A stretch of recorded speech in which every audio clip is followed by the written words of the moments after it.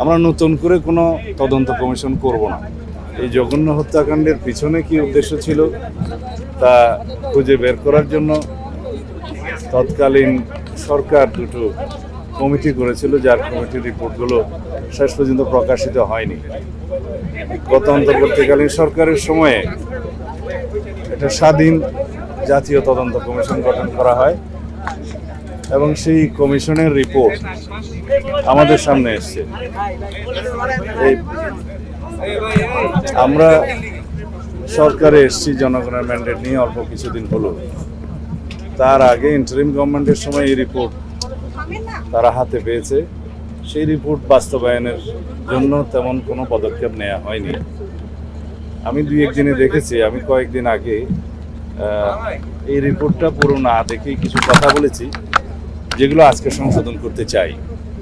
আমরা নতুন করে কোনো তদন্ত কমিশন করব না, যেহেতু জাতীয় একটা স্বাধীন তদন্ত কমিশন গঠিত হয়েছে এবং তারা দক্ষ উপযুক্ত ব্যক্তিদের দ্বারাই গঠিত হয়েছিল।